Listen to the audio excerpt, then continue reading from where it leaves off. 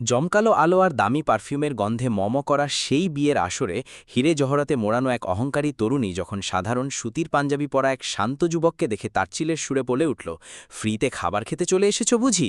তখন কেউ ঘুণাক্ষরেও ভাবতে পারেনি কয়েক মুহূর্ত পরেই এই পুরো হলের চিত্রটা কিভাবে পাল্টে যাবে। যখন শহরের সবচেয়ে প্রভাবশালী ব্যক্তিটি এসে সেই সাধারণ যুবকের সামনে পরম স্নেহে দাঁড়ালেন, তখন সেই অহংকারী মেয়েটির পায়ের তলার মাটি সরে গেল। টাকার গরম আর আসল আভিজাত্যের মাঝে যে আকাশপাতাল তফাত, তা চোখে আঙুল দিয়ে দেখিয়ে দেওয়ার মতোই অবিশ্বাস্য গল্পটি আপনার দৃষ্টিভঙ্গি হয়তো চিরকালের জন্য বদলে দেবে। রাজধানী ঢাকার সবচেয়ে অভিজাত এবং ব্যয়বহুল ব্যাংকুয়েট হলে সেই সন্ধ্যায় এমন এক চোখধাঁধানি জাঁকজমক বিরাজ করছিল, যা দূর থেকে অবলোকন করলেই স্পষ্ট বোঝা যাচ্ছিল এটি কোনো সাদামাটা বিবাহ অনুষ্ঠান নয়, বরং এটি যেন ঐশ্বর্য, প্রতিপত্তি এবং রাজকীয় আড়ম্বরের এক মহাপ্রদর্শনী। বিশাল আকারের দৃষ্টিনন্দন ঝাড়বাতিগুলোর আলো এবং নামিদামি ফুলের স্নিগ্ধ সুবাস পুরো চারপাশকে মোহময় করে তুলেছিল।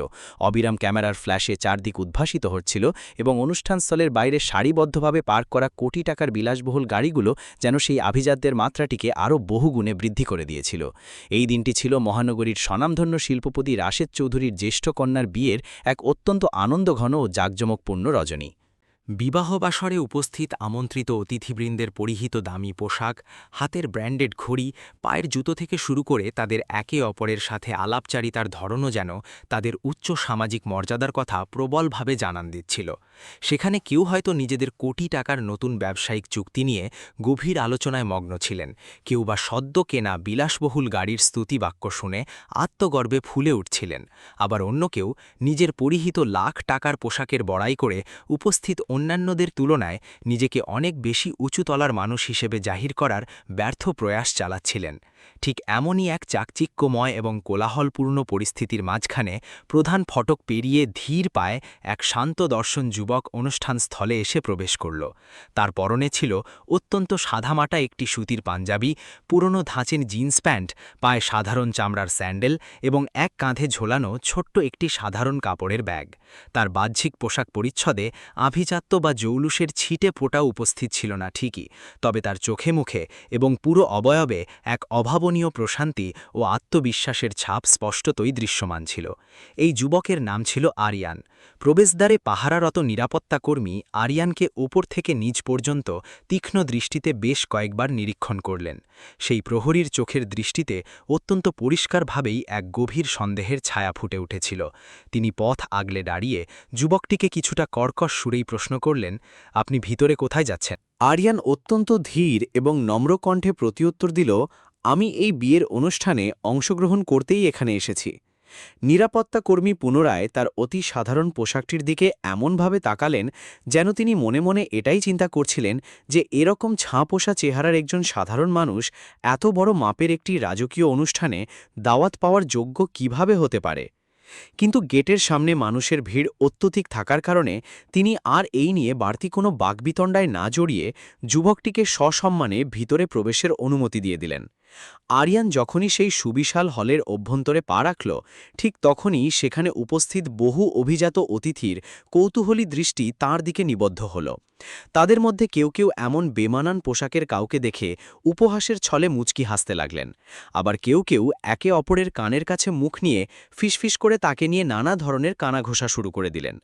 একজন মন্তব্য করলেন যে ছেলেটিকে দেখে এই হলের কোনো সাধারণ কর্মচারী বলে মনে হচ্ছে। তার কথার পিঠে আরেকজন বলে উঠলেন যে সে সম্ভবত পথ হারিয়ে সম্পূর্ণ ভুল একটি অনুষ্ঠানে ঢুকে পড়েছে। তাদের ঠিক আশেপাশে দাঁড়িয়ে থাকা আরও কয়েকজন বিশিষ্ট অতিথিও এই ধরনের ব্যঙ্গাত্মক কথাবার্তা শুনে নিজেদের হাসি আর আটকে রাখতে পারলেন না। তবে আরিয়ান এসব কটাক্ষ বা সমালোচনার কোনো উত্তর দেওয়ার প্রয়োজন বোধ করল না। সে অত্যন্ত নির্বিকার ভঙ্গিতে পুরো হলঘরের এক নিভৃত কোণে গিয়ে নীরবে একটি চেয়ারে নিজের আসন গ্রহণ করল। এতগুলো মানুষের অবজ্ঞাপূর্ণ দৃষ্টির পরেও তার চোখে বিন্দুমাত্র কোনো সংকোচ বা ঘাবড়ে যাওয়ার লেশমাত্র ছিল না, বরং সেখানে শুধুই এক অদ্ভুত ধরনের নির্লিপ্ততা বজায় ছিল, যেন সে আগে থেকেই খুব ভালোভাবে অবগত ছিল যে এখানকার মানুষজন তাকে ঠিক কোন দৃষ্টিতে মূল্যায়ন করবে। অপর প্রান্তে কনের আপন ছোট বোন জারা চৌধুরী তার একদল আধুনিকা বান্ধবীর সাথে গোল হয়ে দাঁড়িয়ে আড্ডা দিচ্ছিল। সে দেখতে যেমন অসামান্য রূপবতী এবং ফ্যাশন সচেতন ছিল, ঠিক তার চেয়েও বহুগুণ বেশি ছিল তার স্বভাবের মধ্যে থাকা সীমাহীন অহংকার। তার গায়ে জড়ানো লাখ টাকার এক্সক্লুসিভ গাউন, পিঠের ওপর ছড়িয়ে থাকা রেশমি চুল, হাতে ধরা বিদেশি ব্র্যান্ডেড ডিজাইনার পার্স এবং সর্বোপরি তার মুখের অভিব্যক্তিতে এমন এক উন্নাসিক ভাব ফুটে উঠছিল যেন এই বিশাল হলঘরের ভেতর তার সমকক্ষ বা তার চেয়ে মর্যাদাবান দ্বিতীয় কোনো ব্যক্তি উপস্থিত নেই। যারা অত্যন্ত গর্বিত ভঙ্গিতে তার বান্ধবীদের উদ্দেশ্যে বলছিল, আজকের এই বিয়ে আয়োজনটা সত্যি সত্যি একেবারে আন্তর্জাতিক মানের এবং অত্যন্ত হাই প্রোফাইল হয়েছে। এই অনুষ্ঠানে কেবল বাছাই করা সেই সব স্বনামধন্য ব্যক্তিদেরই আমন্ত্রণ জানানো হয়েছে, সমাজে যাদের বিশাল নাম ডাক এবং অত্যন্ত উঁচু দরের স্টেটাস রয়েছে। ঠিক এমন সময়ই হঠাৎ করে তার তীক্ষ্ণ দৃষ্টি গিয়ে পড়ল হলের এক কোনায় চুপচাপ বসে থাকা আরিয়ানের ওপর। তাকে ওই অবস্থায় দেখে যারা এক মুহূর্তের জন্য কিছুটা থমকে দাঁড়াল এবং তারপরেই ঠোঁটের কোনায় এক তাচ্ছিল্যের হাসি ফুটিয়ে তুলে বলল, আরে ওই সাধারণ লোকটা আবার কোথা থেকে এসে জুটল? সে আর কোনো সময় নষ্ট না করে তার দলবল নিয়ে সোজা আরিয়ানের সামনে গিয়ে হাজির হল। তার মুখোমুখি রুক্ষভাবে দাঁড়িয়ে অত্যন্ত অহংকার মেশানো তীব্র কণ্ঠে সে তাকে প্রশ্ন করে বসল, এই ছেলে, তুমি এই জায়গার ভেতর কি করতে ঢুকেছ? আরিয়ান আগের মতোই একেবারে অবিচলিত কণ্ঠে নম্রভাবে উত্তর দিল, আমি আপনাদের এই বিয়ের অনুষ্ঠানেই আমন্ত্রিত হয়ে এসেছি। তার এই সহজ সরল কথাটি শোনামাত্রই যারা শব্দ করে অট্টহাসিতে ফেটে পড়ল। সে অত্যন্ত অবজ্ঞার সুরে বলল, তোমার মতো এমন সাধারণ বেশে তুমি এসেছ আমাদের অনুষ্ঠানে? তোমার কি আদৌ কোনো ধারণা আছে যে এটা আসলে কত বড় ঘরের কার বিয়ের অনুষ্ঠান? যারা দেখাদেখি তার সাথের দাম্ভিক বান্ধবীরাও সমস্বরে হাসাহাসি শুরু করে দিল।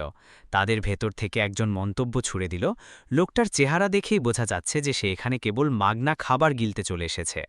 পাশ থেকে আরেকজন ফোড়ন কেটে বলল, আজকালকার দিনে তো রাস্তার যে কাউকেই দেখা যায় এমন বড় বড় ভিআইপি ফাংশনে চুপি চুপি ঢুকে পড়তে। তাদের এই উচ্চস্বরের কথাবার্তা শুনে আশেপাশের আরও বেশ কয়েকজন অভিজাত অতিথিও মজা পেয়ে নিজেদের মধ্যে মুচকি হাসতে শুরু করলেন। আরিয়ান এই অপমানজনক পরিস্থিতিতে উপস্থিত সকলের মুখের দিকে কেবল একবার শান্ত দৃষ্টিতে তাকাল, তবে সে নিজের আত্মপক্ষ সমর্থন করে টু শব্দটিও উচ্চারণ করল না। আরিয়ানের এই নীরবতা দেখে যারার মনের ভিতরের অহংকার যেন আরও কয়েকগুণ বেশি ফুলে ফেপে উঠল। সে কঠিন গলায় শাসানোর মতো করে বলল, ভালো করে চোখ খুলে তাকিয়ে দেখো, এটা রাস্তার মোড়ের কোনো সাধারণ বিয়ে নয়।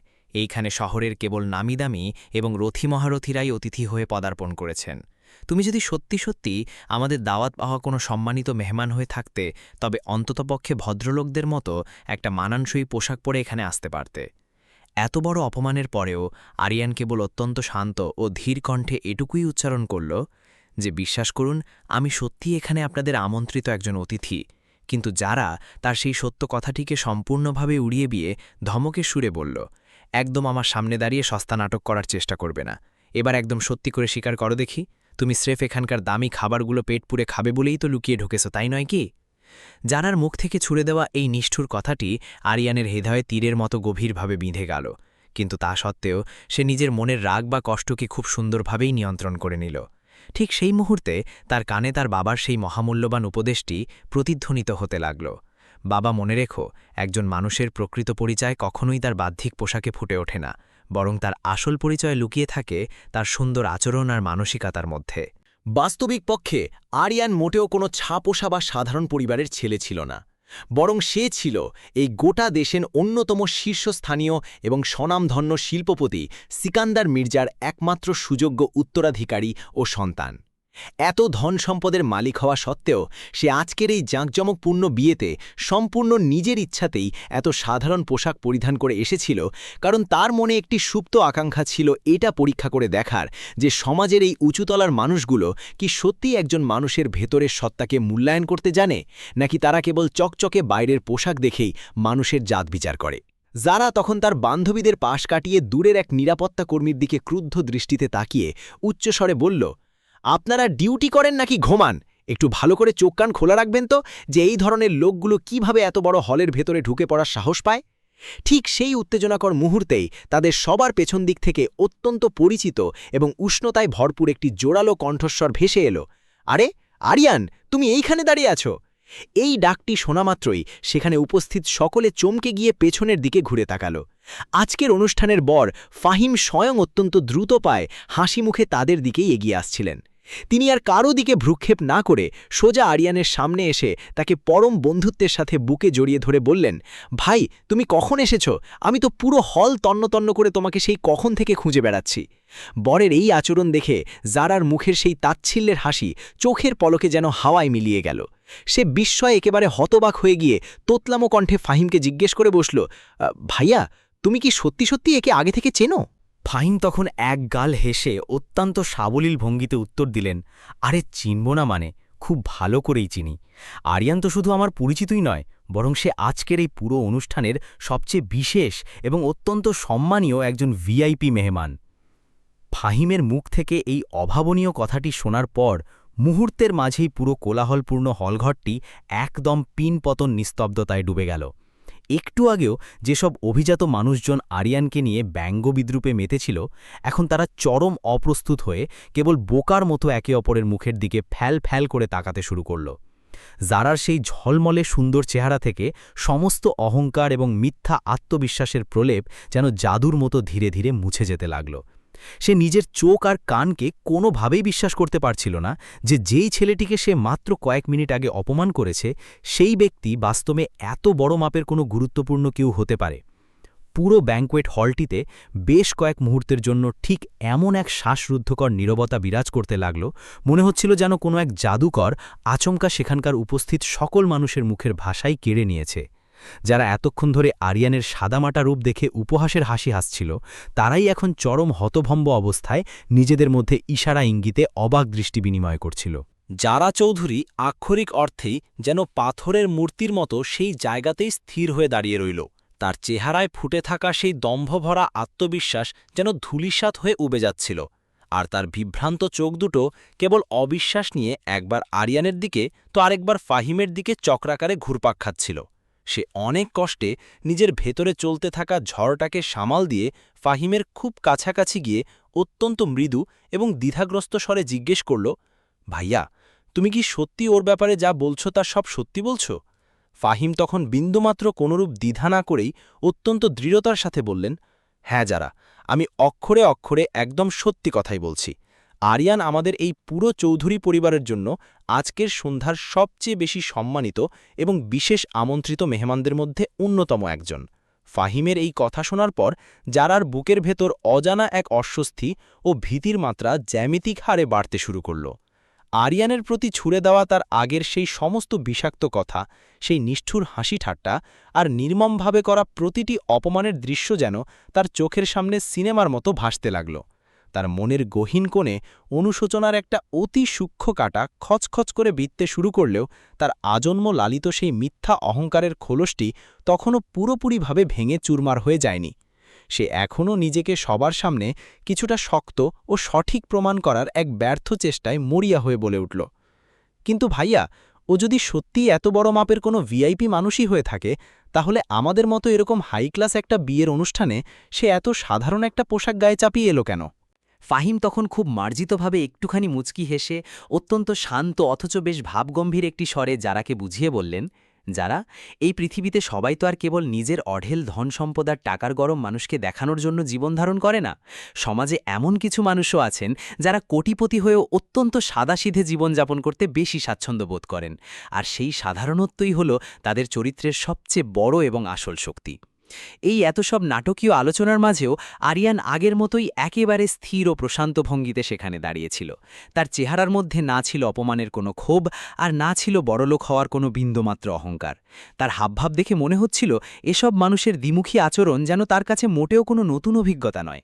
এরপর ফাহিম বন্ধুত্বের হাত বাড়িয়ে আরিয়ানের দিকে তাকিয়ে বললেন, ভাই চলো এবার ভেতরে চলো, স্টেজের কাছে সবাই তোমার জন্য অধীর আগ্রহে অপেক্ষা করছে।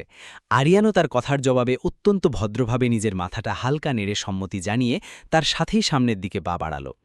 যেই মুহূর্তে তারা দুজন একসাথে স্টেজের দিকে এগোতে শুরু করলেন, পুরো হলঘরে উপস্থিত ভিআইপি অতিথিরা মন্ত্রমুগ্ধের মতো কেবল তাদের দিকেই স্থির দৃষ্টিতে তাকিয়ে রইলেন। তবে আগের পরিস্থিতির সাথে এখনকার তফাতটা ছিল ঠিক এই জায়গাতে যে তাদের সেই দৃষ্টিতে এখন আর কোনো তাচ্ছিল্যের হাসি লেগেছিল না, বরং তার পুরোপুরি জায়গা দখল করে নিয়েছিল এক চরম বিস্ময় আর অপরিসীম সম্মান। যারা ঠিক যেন শিকড় গজানো কোনো গাছের মতো সেই একই জায়গাতেই স্থবির হয়ে দাঁড়িয়ে রইল। তার সাথের সেই অহংকারী বান্ধবীর দলও এখন ভয় আর লজ্জায় একেবারে নিশ্চুপ হয়ে গিয়েছিল। যেই মানুষগুলো ঠিক কয়েক মিনিট আগেও আরিয়ানকে নিয়ে চরম হাসাহাসিতে মেতে উঠেছিল, তাদের কারুর মুখেই এখন আর টু শব্দ করার মতো কোনো ভাষা অবশিষ্ট ছিল না। ঠিক সেই উত্তেজনাময় মুহূর্তেই দেখা গেল মূল স্টেজের আশেপাশের জায়গাটিতে হঠাৎ করেই কেমন যেন একটা বাড়তি কর্মব্যস্ততা ও হইচই শুরু হয়ে গেছে। ফাহিমের বাবা রাশেদ চৌধুরী অত্যন্ত উদ্বিগ্নভাবে বারবার মূল ফটকের দিকে ঘাড় ঘুরিয়ে তাকাচ্ছিলেন। তার এই উদ্গ্রীব ভঙ্গি দেখলেই স্পষ্ট বোঝা যাচ্ছিল যে তিনি মনে হয় অনেক বড় মাপের কোনো অত্যন্ত বিশেষ ও ভিআইপি অতিথির আগমনের জন্য অধীর আগ্রহে অপেক্ষা করে আছেন। উপস্থিত অভিজাত মেহমানদের ভেতরেও এই নিয়ে তখন নতুন করে ফিসফিসানি আর কানাঘুষা আলোচনা শুরু হয়ে গেল। নিশ্চয়ই খুব বড় পর্যায়ের কোনো হাই প্রোফাইল মেহমান এখানে প্রবেশ করতে চলেছেন, যিনি হয়তোবা দেশের স্বনামধন্য কোনো এক শীর্ষ ব্যবসায়ী অথবা ক্ষমতাবান কোনো দাপুটে রাজনীতিবিদ হবেন। যারা তখন তার ঠিক পাশেই দাঁড়িয়ে থাকা এক বান্ধবীর কানের কাছে মুখ নিয়ে ফিসফিস করে অত্যন্ত চাপা স্বরে জিজ্ঞেস করল, কিরে, এখানে এখন কে আসছেন? তার সেই বান্ধবীটি তখন আরও চাপা স্বরে ফিসফিস করে তাকে উত্তর দিল, তুই এখনও শুনিসনি নাকি? দেশের সবচেয়ে বড় মাল্টিমিলিয়নিয়ার সিকান্দার মির্জা স্বয়ং নাকি আজ এখানে উপস্থিত হচ্ছেন। এই বিশাল ব্যক্তিত্বের নামটি নিজের কানে শোনা মাত্রই যারার বুকের ভেতরের হৃৎস্পন্দনের গতি যেন কয়েকগুণ বেশি বেড়ে ধকধক করতে শুরু করে দিল। এটি এমন এক ওজনদার নাম যা সে তার বাবার মুখে বা খবরের কাগজে হাজারবার শুনেছে। সিকান্দার মির্জা, যিনি কিনা এই পুরো দেশের সবচেয়ে প্রভাবশালী এবং ধনী শিল্পপতিদের মধ্যে একেবারে প্রথম সারির একজন কিংবদন্তি মানুষ। এখন যেন যারার মাছার ভেতরে চলা সমস্ত অগোছালো হিসাব নিকাশগুলো ধীরে ধীরে একটা সুতোর সাথে আরেকটা সুতো মিলে গিয়ে পরিষ্কার হতে শুরু করল। সে অত্যন্ত ধীর এবং ভয়ার্ত দৃষ্টিতে দূরে দাঁড়িয়ে থাকা আরিয়ানের দিকে তাকালো এবং নিজের মনের গহীনেই নিজেকে একটা প্রশ্ন করে বসল। তাহলে ফাহিম ভাইয়া যা বলছিল তা কি সত্যিই ঠিক? ওই সাধারণ ছেলেটা কি তাহলে সত্যি সত্যি এত বড় মাপের একজন শিল্পপতিরই ছেলে? ঠিক সেই সময়ই হলঘরের বাইরের রাস্তা থেকে সারি সারি ব্র্যান্ড নিউ আর নামিদামি গাড়ি এসে ব্রেক কষার তীব্র শব্দ সকলের কানে ভেসে আসতে লাগল। পুরো ব্যাঙ্কোয়েট হলটি যেন এক অদ্ভুত জাদুকরী প্রভাবে মুহূর্তের মধ্যেই একদম পিনপতন শান্ত ও নীরব হয়ে পড়ল। সেখানে উপস্থিত থাকা প্রতিটা মানুষের উৎসুক দৃষ্টি কেবল সেই প্রধান ফটকটির দিকেই গিয়ে একদম আঠার মতো আটকে গেল। গেটের দায়িত্ব থাকা সমস্ত সিকিউরিটি গার্ডরা মুহূর্তের মধ্যেই যেন অনেক বেশি তৎপর হয়ে উঠলেন। ভিআইপি অতিথির প্রবেশের জন্য সামনের সমস্ত রাস্তা একদম পরিষ্কার করে দেওয়া হলো। বিশাল সেই দরজাটি দুদিকে খুলে গেল এবং ভেতরে এক অভাবনীয় রাজকীয় এবং আভিজাত্যপূর্ণ উপস্থিতির সাথে নিয়ে একজন অত্যন্ত প্রভাবশালী মানুষ ধীর পায়ে প্রবেশ করলেন। তার ঠিক পেছনে পেছনে বেশ কয়েকজন লোক হেঁটে আসছিল। তবে সেই মানুষটির নিজস্ব ব্যক্তিত্ব আর উপস্থিতিই ছিল ওই ভিড়ের মাঝে সবচেয়ে বেশি উজ্জ্বল এবং আলাবা। এই প্রতাপশালী মানুষটি আর কেউ নন, তিনি ছিলেন স্বয়ং স্বনামধন্য ব্যবসায়ী সিকান্দার মির্জা। ফাহিমের বাবা রাশেদ চৌধুরী আর কালক্ষেপণ না করে অত্যন্ত দ্রুত পায়ে সামনে এগিয়ে গিয়ে তাকে গভীর সম্মান ও বিনয়ের সাথে আনুষ্ঠানিকভাবে স্বাগত জানালেন। পুরো বিশাল হলঘরে উপস্থিত থাকা নামিদামি অতিথিদের সবাই একযোগে নিজেদের আসন ছেড়ে উঠে দাঁড়ালেন। পুরো হলের ভেতরের পরিবেশ এবং মাহাত্ম্য যেন এই একটিমাত্র মানুষের আগমনে একদম জাদুর মতো পুরোপুরিভাবে পাল্টে গিয়েছিল। ঠিক যেই জায়গাটাতে কিছুক্ষণ আগেও অহংকারী মানুষদের উচ্চস্বরের কোলাহল আর শোরগোল রাজত্ব করছিল, ঠিক সেই জায়গাতেই এখন এক গভীর ও অপরিসীম সম্মান মিশ্রিত নীরবতা বিরাজ করতে শুরু করেছিল। কিন্তু আজকের এই পুরো অনুষ্ঠানের সবচেয়ে বেশি নাটকীয় এবং বিশেষ চমকপ্রদ মুহূর্তটির অবতারণা হওয়া তখনও বাকি রয়ে গিয়েছিল। যেই মুহূর্তে সিকান্দার মির্জার তীক্ষ্ণ দৃষ্টি পুরো হলঘরের ভেতরে একবার চোখ বুলিয়ে নিল, তা অন্য কারো দিকে না গিয়ে সোজা গিয়ে একেবারে আরিয়ানের অবয়বের উপর গিয়েই স্থির হয়ে থেমে গেল। আরিয়ানকে দেখতে পাওয়ার সাথে সাথেই সেই গম্ভীর মানুষটির চেহারায় তৎক্ষণাৎ এক অদ্ভুত রকমের পিতৃসুলভ এবং স্নেহমাখানো উজ্জ্বল হাসি প্রস্ফুটিত হয়ে উঠল। তিনি পাশে থাকা অন্য কোনো অতিথির সাথে কথা না বলে, কাউকে না থামিয়ে একেবারে সোজা পায়ে হেঁটে আরিয়ানের দিকেই এগিয়ে যেতে শুরু করলেন। পুরো হলঘরের শত শত মানুষ একেবারে স্তব্ধ হয়ে এই অভাবনীয় দৃশ্যটি নিজেদের চোখের সামনে ঘটতে দেখছিল। যারার একক্ষণের অন্ধ অহংকারের চোখ এখন যেন একেবারে পুরোপুরিভাবে খুলে গিয়েছিল। তার মনের ভেতরে এখন অজানা এক প্রবল ভয়ের সাথে সাথে নিজের ভুলের জন্য অনুতাপের অনুভূতিটাও অনেক বেশি গভীর হতে শুরু করেছিল। সিকান্দার মির্জা পথিমধ্যে কোনো মানুষের সাথে বাক্য বিনিময় না করে একেবারে বিনা বাধায় সোজা হেঁটে গিয়ে আরিয়ানের ঠিক সামনে গিয়ে পৌঁছালেন। তখনও তার সেই চেহারায় সন্তানের প্রতি এক স্নেহমিশ্রিত হাসি উজ্জ্বলভাবে লেগেছিল। তিনি আরিয়ানকে নিজের বুকের মাঝে পরম মমতায় জড়িয়ে ধরে বললেন, তুমি এতক্ষণ ধরে এইখানে এসে বসে আছো, আর তুমি বাড়ি থেকে বের হবার সময় আমাকে একবার বলেও আসনি? পিতাপুত্রের এই অভাবনীয় মিলনের দৃশ্যটি সচক্ষে দেখে পুরো হলের ভেতর উপস্থিত প্রতিটি মানুষ আক্ষরিক অর্থেই স্তম্ভিত হয়ে গেল। তাদের মধ্যে বেশ কয়েকজন হতবাক হয়ে একে অপরের মুখের দিকে এমনভাবে তাকাতে লাগলেন যেন তাদের নিজেদের চোখকেই কিছুতেই বিশ্বাস হচ্ছিল না যে এরকম কোনো ঘটনা বাস্তবে তাদের চোখের সামনেই সত্যি সত্যি ঘটছে। ফাহিমের বাবা রাশেদ চৌধুরী নিজেও কয়েক কদম পিছিয়ে গিয়ে হতবাক দৃষ্টিতে এই অভাবনীয় দৃশ্যটি অবলোকন করছিলেন। উপস্থিত অন্যান্যদের মতো তার চেহারার ভেতরেও চরম আশ্চর্যের সাথে সাথে কিছুটা না বোঝার এক অদ্ভুত দ্বিধাদ্বন্দ্ব কাজ করছিল। তিনি অত্যন্ত ধীরে জিজ্ঞেস করে বসলেন, এই ছেলেটি কি সত্যিই আপনার নিজের সন্তান? সিকান্দার মির্জা তখন একজন বাবার বুক ভরা অসীম গর্ব নিয়ে হাসি মুখে উত্তর দিলেন, হ্যাঁ চৌধুরী সাহেব, এই ছেলেটিই হল আমার একমাত্র ছেলে আরিয়ান। তার মুখ থেকে উচ্চারিত এই একটিমাত্র বাক্যই ছিল সেই অবিস্মরণীয় মুহূর্ত, যখন পুরো ঘটনার আসল সত্যিটা এক লহমায় সেখানে উপস্থিত সবার চোখের সামনে একদম উন্মোচিত হয়ে গেল। যেই ছেলেটিকে মাত্র কিছুক্ষণ আগেই হলের সবাই চরম অবজ্ঞায় উপেক্ষা করছিল এবং যাকে নিয়ে হাসাহাসি করা হচ্ছিল, সেই ছেলেটি চোখের পলকে আজকের এই রাজকীয় অনুষ্ঠানের সবচেয়ে বেশি গুরুত্বপূর্ণ এক ব্যক্তি হয়ে উঠল। এত বড় সত্যটি নিজের কানে শোনার পর জারার 2 হাত থরথর করে কাঁপতে শুরু করে দিল। তার চেহারার রং মুহূর্তের মধ্যেই একেবারে উড়ে গিয়েছিল। আরিয়ানের দিকে ছুড়ে দেওয়া তার প্রত্যেকটি কথা, প্রতিটা তির্যক মন্তব্য আর তার করা প্রতিটি অপমানের দৃশ্য যেন একটা একটা করে তার মনের পর্দায় ভেসে উঠে তাকে দংশন করতে শুরু করেছিল। সে নিজেকে খুব ছোট মনে করতে লাগল। ঠিক সেই সময় সিকান্দার মির্জা তার আশেপাশে দাঁড়িয়ে থাকা লোকজনদের দিকে তীক্ষ্ণ দৃষ্টিতে একবার তাকালেন। তার জীবনের সুদীর্ঘ অভিজ্ঞতা তাকে ঠিকই বুঝিয়ে দিয়েছিল যে তার আসার আগে নিশ্চয়ই এই জায়গাটায় ভুল কোনো একটা ঘটনা ঘটে গেছে। তিনি শান্ত কিন্তু বেশ গম্ভীর একটি গলায় উপস্থিত সবাইকে উদ্দেশ্য করে জিজ্ঞেস করলেন, সবকিছু ঠিকঠাক আছে তো? পরিস্থিতি বেগতিক দেখে আরিয়ান অত্যন্ত তড়িঘড়ি করে নিজেই উত্তর দিয়ে বসল, হ্যাঁ বাবা, সব ঠিক আছে। মূলত সে চাইছিল না যে বিষয়টা আর বেশি দূর এগোয়, কিন্তু সত্যি অনেকক্ষণ লুকিয়ে থাকতে পারে না। ফাহিমের বাবা রাশেদ চৌধুরী তখন আর চুপ থাকতে না পেরে কিছুটা সামনে এগিয়ে এসে সামান্য দ্বিধা ও লজ্জিত কণ্ঠে বললেন, মির্জা সাহেব, আসলে শুধু একটুখানি ভুল বোঝাবুঝি হয়ে গিয়েছিল। এই কথা শোনা মাত্রই সিকান্দার মির্জা জিজ্ঞাসু দৃষ্টিতে তাকিয়ে প্রশ্ন করলেন, কী ধরনের ভুল বোঝাবুঝি? তার এই সরাসরি প্রশ্নের পর পুরো হলের ভেতর কয়েক মুহূর্তের জন্য কেউই কিছু বলল না। পুরো জায়গার মাহাত্ম্যটা মুহূর্তের মধ্যেই যেন আরও অনেক বেশি ভারী হয়ে উঠল। ঠিক সেই থমথমে নিস্তব্ধতা ভেঙে তখন যারা অতি ধীর পায়ে সামনে এগিয়ে এলো। তার প্রতিটি পা যেন ভারী হয়ে গিয়েছিল, মাথাটি মাটির দিকে নিচু করা ছিল এবং তার 2 চোখে অনুতাপের অশ্রু খুব স্পষ্টভাবে দেখা যাচ্ছিল। সে এক বুক অপরাধ বোধ নিয়ে একেবারে সোজা আরিয়ানের সামনে এসে স্থির হয়ে দাঁড়াল। গলায় কান্নার দলা পাকিয়ে থাকার কারণে সে কয়েক সেকেন্ড মুখ ফুটে কোনো কথাই উচ্চারণ করতে পারল না। এরপর সে অনেক কষ্টে কাঁপা কাঁপা গলায় বলে উঠল, আমাকে মাফ করে দিন। পুরো বিশাল হলঘরে উপস্থিত থাকা শত শত অতিথি এই দৃশ্যটি দেখছিল।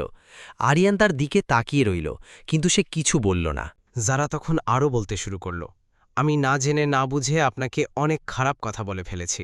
আমি নিতান্তই একজন বোকা মেয়ের মতো শুধুমাত্র আপনার পোশাক দেখে আপনাকে বিচার করে ফেলেছিলাম এবং আপনাকে অপমান করেছি। কথাগুলো বলতে বলতে তার গলা একেবারে ভেঙে আসছিল। এখন তার মাঝে সেই অহংকারের ছিটে ফোঁটাও অবশিষ্ট ছিল না, কোনো দেখানো ব্যাপার ছিল না, বরং তার পুরো সত্তা জুড়ে কেবল এক সত্যিকারের অনুতাপ বিরাজ করছিল। একটু দূরে দাঁড়িয়ে ফাহিমও অত্যন্ত মনোযোগ সহকারে এই পুরো দৃশ্যটি দেখছিলেন। এতক্ষণে তার কাছেও পুরো বিষয়টা একেবারে পরিষ্কার হয়ে গিয়েছিল। ফাহিমের বাবা রাশেদ চৌধুরীও তখন অত্যন্ত লজ্জিতভাবে সামনে এগিয়ে এসে বললেন, আরিয়ান বাবা, আমাদের অনুষ্ঠানে এমন ঘটনা ঘটায় আমরা খুবই দুঃখিত। সিকান্দার মির্জা এই সব কিছু অত্যন্ত শান্ত ভঙ্গিতে দেখছিলেন। তিনি একবারের জন্যেও নিজের মেজাজ হারাননি বা রাগ প্রকাশ করেননি। তার চেহারায় তখন কেবল এক ধরনের গম্ভীরতা এবং বোঝাপড়ার একটা ছাপ ফুটে উঠেছিল। আরিয়ান তখন অত্যন্ত ধীরে বলল, এতে কারও ভুল নেই, এটা শুধু আমাদের চিন্তাভাবনার পার্থক্য। পুরো হল মনোযোগ দিয়ে তার কথা শুনছিল। সে আরও বলতে লাগল, আমরা প্রায়ই মানুষকে তাদের পোশাক আর বাইরের চেহারা দেখে বিচার করে ফেলি, কিন্তু আসল পরিচয় সেখানে হয় না। যদি কেউ সাধারণ পোশাক পরে তাহলে এর মানে এই নয় যে সে ছোট, আর যদি কেউ দামি পোশাক পরে তাহলে এর মানে এই নয় যে সে বড়। আরিয়ানের মুখ থেকে বের হওয়া এই কথাটি শোনার পর সেখানে উপস্থিত অনেকের চোখই নিচু হয়ে গেল। যারা তখনও ঠিক আগের মতোই নিজের মাথাটা নিচু করে দাঁড়িয়েছিল, তার অশ্রু কোনোভাবেই থামছিল না। সে আবার বলল, আমি আমার এই ভুলের জন্য খুব অনুতপ্ত। আরিয়ান একদম চুপচাপ কয়েক মুহূর্ত ধরে তাকে দেখল এবং তারপর হালকা হেসে বলল, আমি আপনাকে মাফ করে দিলাম। এই কথাটি শোনার পরক্ষণেই জারার চেহারায় স্বস্তির এক হালকা হাসি ফুটে উঠল, কিন্তু তার মনের গহীনে এখনও সামান্য দ্বিধা কাজ করছিল। সে তখন বলল, আমরা কি বন্ধু হতে পারি?